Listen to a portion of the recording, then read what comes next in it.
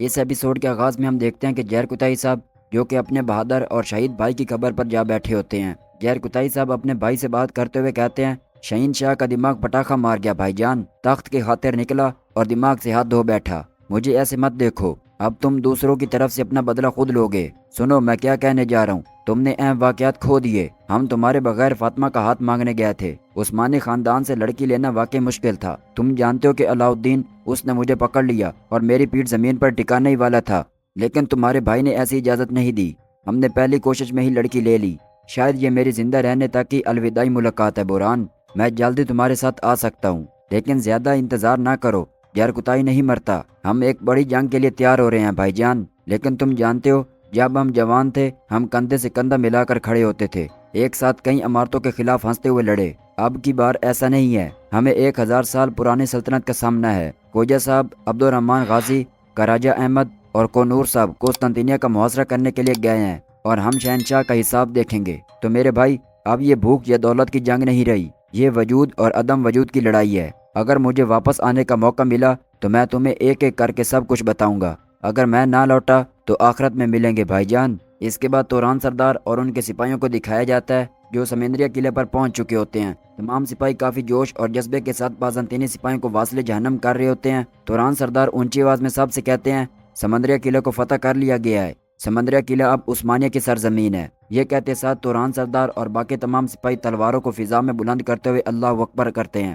توران سردار بازنطینی جھنڈا اتار پھینکتے ہیں اور اس کے بعد عثمانی جھنڈے کو لہرانا شروع کر دیتے ہیں۔ اس کے بعد عبد الرحمن الب اور ان کے سپاہیوں کو دکھایا جاتا ہے جو کہ آئدوس قلعے کو فتح کرنے کے لیے پہنچ چکے ہوتے ہیں۔ عبد الرحمن الب لڑتے ہوئے کہتے ہیں، بازنطین کے گندے نشانات کو آئدوس سے مٹا دو۔ لوگوں کی جان، مال اور عزت اب ہماری حفاظت میں ہے۔ ہمارا جھنڈا فصیلوں پر لہرا دو۔ ہم دیکھتے ہیں کہ آئدوس قلعے پر بھی عثمانی جھنڈے لہرانا شروع کر دیتے ہیں۔ یہ دیکھتے ہوئے عبد الرحمن الب اور باقی تمام سپاہی اللہ اکبر کا نعرہ لگانا شروع کر دیتے ہیں۔ عبد الرحمن الب کراجہ احمد سے کہتے ہیں، کراجہ احمد، آج ہم نے نہ صرف آئدوس قلعہ لیا بلکہ ہم نے عثمانی ریاست کا راستہ بھی اسکودار کے لیے کھول دیا۔ کراجہ احمد کہتے ہیں، اللہ ہمیں اسکودار میں بھی ہمارا جھنڈا لہرانے کی توفیق بخشے۔ اس کے بعد بورسا قلعے کے اندر شاہی دیوان کا منظر دکھایا جاتا ہے۔ سلطان جیسے ہی اپنے تخت پر بیٹھتے ہیں وہ تمام سرداران سے مخاطب ہو کر کہتے ہیں، عظیم اللہ کے 99 ناموں سے ہمارا دیوان شروع کر رہا ہوں۔ سرداران کی جانب سے ہمیں جس خوشخبری کا انتظار تھا وہ آ چکی ہے۔ میرے سلطان، کیا آنے والی خبر آئدوس اور سمندریہ کی ہے؟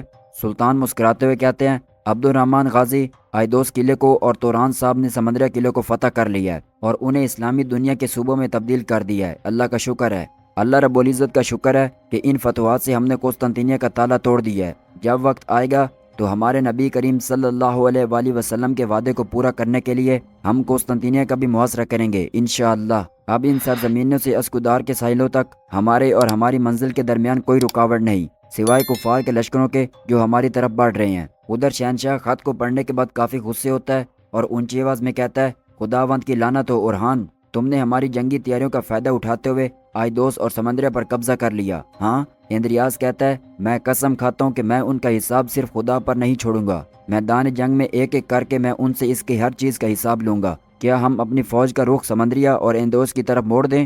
شہنشاہ کہتا ہے، شاید وہ یہی چاہتے ہیں، ہمیں غصہ دلائیں اور ہمارے منصوبے سے دور کر دیں۔ اگر دورسون کراسی کے تخت پر بیٹھ گیا تو ہم تمام سرحدی ریاستوں کو اپنے خلاف پائیں گے۔ ہمیں جلدی کرنی چاہیے اور عثمانیوں کو فوراً تباہ کرنا چاہیے۔ ادھر علاؤالدین سردار سلطان سے کہتے ہیں، ہمیں اپنے خفیہ جاسوسوں سے خفیہ معلومات ملی ہے میرے سلطان، 8000 فوجیوں کا لشکر اسکودار کے ساحلوں پر اتر رہا ہے۔ شہنشاہ فتح حاصل کرنے میں جلدی کر رہا ہے، لیکن اس کی شکست اس کے لیے انجام ہو سکتی ہے۔ سلطان کہتے ہیں، کیا کہ زلچہ پہاڑی کے لشکرگاہ میں سب کچھ مکمل ہے؟ اس پر ناسو کہتا ہے، ہم نے ضروری اقدامات کر لیے ہیں میرے سلطان۔ زہر کوتاہی سردار کہتے ہیں، اس کی حصار کے آس پاس کی تمام پہاڑیوں کو ہم نے قابو کر لیا ہے میرے سلطان۔ سلطان کہتے ہیں، جب راستے میں تھک جانے والی کافروں کی فوج وہاں پہنچے گی وہ دیکھیں گے کہ ہم پہاڑیوں کو پکڑے ہوئے ہیں اور وہ گھبرا جائیں گے۔ ایورانوس صاحب کہتے ہیں، ان کے پاس بھاری زرہ ہے، پہاڑوں میں لڑنے کے لیے مناسب نہیں۔ سلطان کہتے ہیں، اسی وجہ سے وہ ہمیں دیواروں اور میدانوں کی طرف لانے کی کوشش کریں گے، لیکن ہم ان کی خواہشوں کو ان کے خلاف استعمال کرتے ہوئے انہیں پہاڑوں پر لائیں گے۔ پہاڑ سے چھوٹے دستے نیچے اتریں گے اور حملہ کر کے واپس اپنی جگہ پر آ جائیں گے۔ جب وہ ہمیں پکڑنے کے لیے پیچھا کرنے کی ہمت کریں گے ان کی ترتیب ان کی ہمت کی طرح بکھر جائے گی۔ ہم پر آنے والے اس طوفان کے مقابلے میں ہم سرحدوں کی سب سے مضبوط دیوار بنیں گے۔ عبد الرحمن غازی اور توران صاحب اپنی فوجوں کے ساتھ اس کے سار کی پہاڑیوں پر ہمارے ساتھ شامل ہو جائیں گے۔ وہ وہاں اپنی جگہ سنبھال لیں گے۔ ایورانوس صاحب کہتے ہیں میرے سلطان، کیا آپ کے پاس میری اکنجیوں کے لیے جنگ کے دوران کوئی حکم ہے؟ سلطان کہتے ہیں تم اور تمہاری اکنجی اس جنگ میں شامل نہیں ہوں گے ایورانوس صاحب، تم اور میری بہن فاطمہ فوراً رومیلیا جاؤ گے اور فتوحات کا آغاز کرو گے۔ ایورانوس صاحب کہتے ہیں جیسے آپ کا حکم میرے سلطان۔ اس کے بعد ہم شہنشاہ اور اس کی ایک بہت بڑی فوجی لشکر کو دیکھتے ہیں اور اس کے ایک بہت بڑے فوجی دستے کو دیکھتے ہیں جو کہ سلطان اوران کی جانب پیش قدمی کر رہے ہوتے ہیں۔ تبھی منظر بدلتا ہے اور ہم دیکھتے ہیں کہ سلطان اوران جو اپنے خاندان کے ساتھ بورسا گلیوں سے گزرتے ہوئے عثمان سردار کی قبر پر جا رہے ہوتے ہیں۔ تبھی راستے میں انہیں شہین شاہ دوبارہ مل جاتا ہے جو کہ مکمل طور پر پاگل ہو چکا ہوتا ہے۔ شہین شاہ اوران سردار کو روکتے ہوئے کہتا ہے تمہارے بابا عثمان صاحب نے مجھے اپنا وعدہ دیا تھا، انہوں نے کہا تھا کہ وہ میرے بیٹے کو ڈھونڈیں گے۔ اس پر سلطان کہتے ہیں تو پھر ہمارے ساتھ چلو، ہم میرے بابا کی قبر پر جا رہے ہیں۔ اس پر شہین شاہ حیران ہوتے ہوئے کہتا ہے کیا عثمان صاحب مر چکے ہیں؟ یہ کہتے ساتھ آگے بڑھنا شروع کر دیتا ہے۔ اس کے بعد ہم دیکھتے ہیں کہ سلطان اوران جو اپنے خاندان کو ساتھ لیے عثمان سردار کی قبر پر پہنچ چکے ہوتے ہیں۔ سلطان تمام لوگوں سے مخاطب ہو کر کہتے ہیں میں اور میرے بعد میرے بچے اور پھر ان کے بچے، یہ مقبرہ صدیوں تک زیارت گاہ رہے گا اس عظیم مقصد کے لیے جس کے لیے وہ ہمیں چھوڑ کر گئے۔ اس خوشبودار قبر پر دعائیں کی جائیں گی۔ اس کے بعد منظر بدلتا ہے اور ہم دیکھتے ہیں کہ سلطان اوران اور ان کے تمام سپاہی جو میدان جنگ میں جانے کے لیے تیاری مکمل کر چکے ہوتے ہیں۔